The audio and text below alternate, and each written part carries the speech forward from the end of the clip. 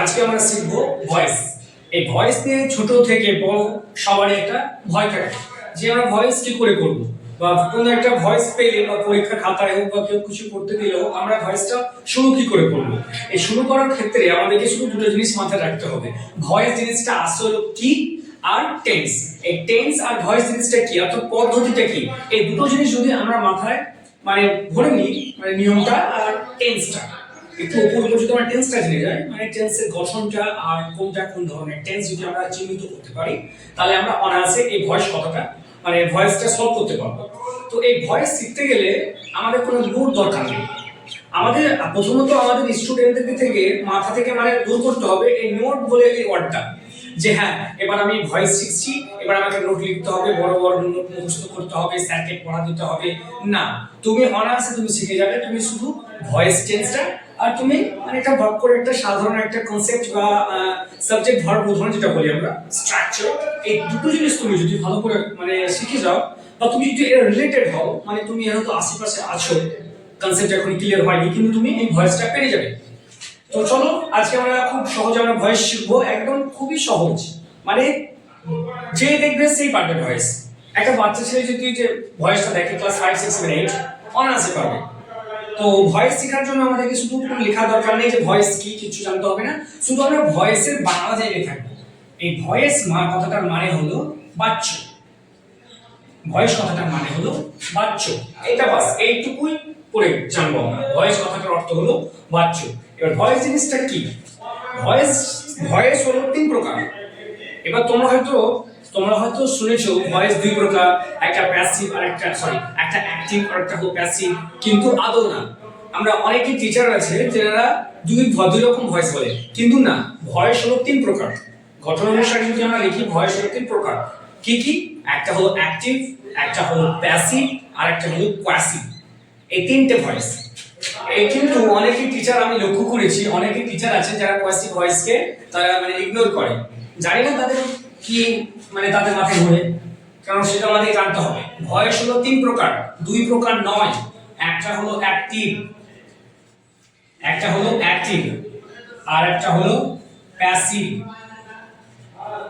আর যেটা থার্ড যেটা বলছিলাম কোয়াসিভ। সবচেয়ে অবহেলিত যদি কোনো পৃথিবীতে থাকে কোনো ভয়েস, এটা হলো কোয়াসিভ। এখন তোমরা হয়তো অনেকে নামই শুনোনি এই কোয়াসিভ ভয়েসে। তোমরা শুনেছো অ্যাক্টিভ আর passive, passive to active, active to passive, কিন্তু এটা তোমরা নামই শুনোনি। তো যেহেতু তুমি নাম শুনোনি, সেহেতু এটাকে আমরা একটু পরে শিখবো ডিটেইলসে। এটা একটু খুব সহজ। এটা এই দুটো আর এটা অনেক পার্থক্য আছে। ওই অনুসারে মনে হয় অনেকেই এটাকে বলে না, তারা তাদের পাণ্ডিত্য দেখায় যে না ভয়েস 2 প্রকার, কিন্তু না, ভয়েস 3 প্রকার। এবার অ্যাক্টিভ ভয়েস কাকে বলে আর প্যাসিভ ভয়েস কাকে বলে? আমি তো লিখে তো দিলাম ভয়েস 3 প্রকার, অ্যাক্টিভ, প্যাসিভ আর কোয়াসিভ। তো এটাকে আমি এখন উজ্জ্বল রাখলাম। আমি এখন শিখবো অ্যাক্টিভ আর প্যাসিভ কাকে বলে। তো অ্যাক্টিভ কাকে বলে? In voice where important is given one subject, যখন বাক্যের মধ্যে সাবজেক্টকে প্রাধান্য দেওয়া হয় তখন তাকে বলা হয় অ্যাক্টিভ। আশা করি তোমরা আমার ভাষা বুঝতে পারোনি, জানি বুঝতে পারবে না, আমাকে লিখে দিতে হবে। আর প্যাসিভ ভয়েস কাকে বলে? In voice where important is given one object, যখন বাক্যে অবজেক্টকে যখন প্রাধান্য দেওয়া হবে তখন তাকে প্যাসিভ বলবো। আমি দুটো বাক্য লিখছি, ওকে, আই লাইক ইট, এর একটা বাক্য। এখানে যদি বাক্যটা আমরা দেখতে যাই, এই বাক্যটা শুরু হয়েছে কিন্তু আই দিয়ে, আই, তাই তো? এই বাক্যটা আই দিয়ে শুরু হয়েছে, আর আমরা ছোট থেকেই পড়ে এসেছি এইটা হলো সাবজেক্ট, এইটা হলো ভার্ব, আর এইটা হলো অবজেক্ট, তাই তো? তো যখন বাক্যটা সাবজেক্ট দিয়ে শুরু হবে তখন এটাকে আমরা বলবো অ্যাক্টিভ। এটাকে আমরা বলবো অ্যাক্টিভ। এখানে এই বাক্যতে এখানে সাবজেক্টকে প্রাধান্য দেওয়া হয়েছে, তার জন্য এটা হলো অ্যাক্টিভ ভয়েস, অ্যাক্টিভ। এবার প্যাসিভ ভয়েস কাকে বলে? In voice where important is given one subject, one object, অবজেক্টকে যখন প্রাধান্য দেওয়া হয়, অবজেক্টটা দিয়ে বাক্যটা শুরু হবে, তাহলে আমরা অবজেক্টটাকে দিয়ে শুরু করব, তাহলে নিয়ম অনুসারে এখানে ইটটা চলে আসবে। যেহেতু আমি বলেছি আমি অবজেক্ট দিয়ে শুরু করব, অবজেক্টকে প্রাধান্য দিব, অবজেক্টটা চলে এলো। এবার দেখবো আমরা এই বাক্যটা, অর্থাৎ এই অ্যাক্টিভ বাক্যটা, অ্যাক্টিভ সেন্টেন্সটা, অ্যাক্টিভ ভয়েসটা কোন টেন্সে আছে। আমি আগেই বলেছি আমাদেরকে ভয়েস শেখার আগে টেন্সের ধাঁচ বা টেন্সের একটা গন্ধ আমাদেরকে জানতে হবে। তাই জানতে হবে যে এই বাক্যটা কোন টেন্সে আছে। এই বাক্যটা আছে, আর টেন্স কি করে চিহ্নিত করবো তাও বলে দিচ্ছি। ভার্ব দেখে তোমরা চিহ্নিত করতে পারবে কোনটা কোন টেন্সে আছে। লাইক, এই লাইক মানে হলো পছন্দ করা। তো এই লাইকের তিনটে ফর্ম আছে, লাইক, লাইক। তাহলে এটা হলো ফার্স্ট ফর্ম, আর ফার্স্ট ফর্ম মানে হলো প্রেজেন্ট টেন্স। তার প্রেজেন্ট টেন্সে কিন্তু am is আর বসে, এটা আমরা সবাই জানি। কিন্তু আমরা আমার চ্যানেলে যদি তোমরা দেখতে পাও am is আর তোমরা ব্যবহার দেখতে পাবে যে am is এর ব্যবহার। তারপর তাহলে ইটটা হলো এক বছর, তাই এখানে কি বসবে? ইজ না am তো বসবে না, যেহেতু am বসে I এর জন্য, আর বসে অনেকজন বুঝাবে যখন বুঝলাম, কিন্তু ইট মানে ইহা, তাহলে এখানে ইজ হবে, ইজ হলো। হ্যাঁ, আর আরেকটা কথা বলে দিই, এই অ্যাক্টিভ টু প্যাসিভ সর্বক্ষেত্রেই কিন্তু সর্বদা ভার্বের থার্ড ফর্ম বসবে।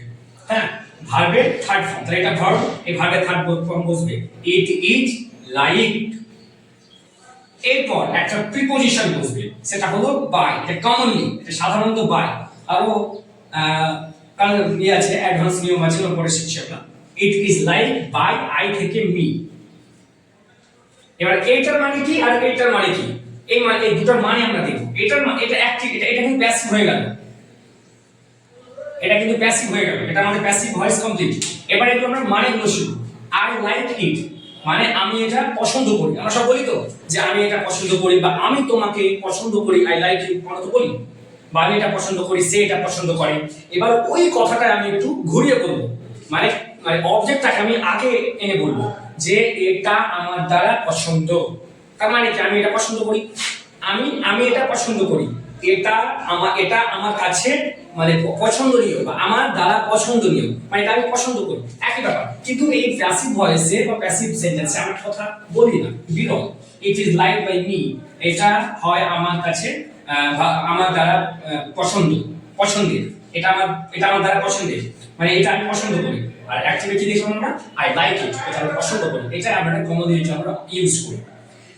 তো এই ভয়েস করার আগে তোমরা খাতার সাইডে টুক করে কয়েকটা তোমরা জিনিস লিখে টুক করে, বেশি সময় লাগবে না, আমি বেশি সময় নেব না। তোমরা লিখে নাও আই থেকে হয় মি, এটা সাবজেক্ট, এটা সাবজেক্ট ফর্ম, ওটা অবজেক্ট ফর্ম। এটা সাবজেক্টের ক্ষেত্রে বসেছে, আর এটা যখন অবজেক্ট করছে তখন কিন্তু মি হয়ে যাচ্ছে। এখানে একটু আমাদের মাথা দিতে হবে। তোমরা হয়তো ভাববে স্যার আই থেকে মি কি করে হলো? এই আইটা হলো সাবজেক্ট ফর্ম, আর যেটা আই থেকে যেটা আসছে ওইটা হলো অবজেক্ট ফর্ম। তাহলে আইটা হলো সাবজেক্ট আর মিটা হলো অবজেক্ট।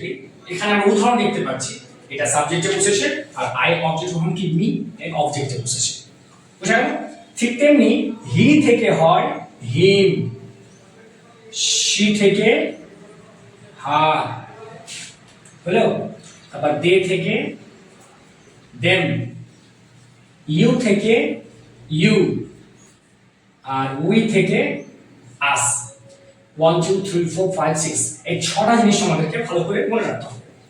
মনে করার কোনো জিনিস নয়, টুক করে একটা খাতা পাশে লিখে নেন, কোথাও হয়ে যাবে।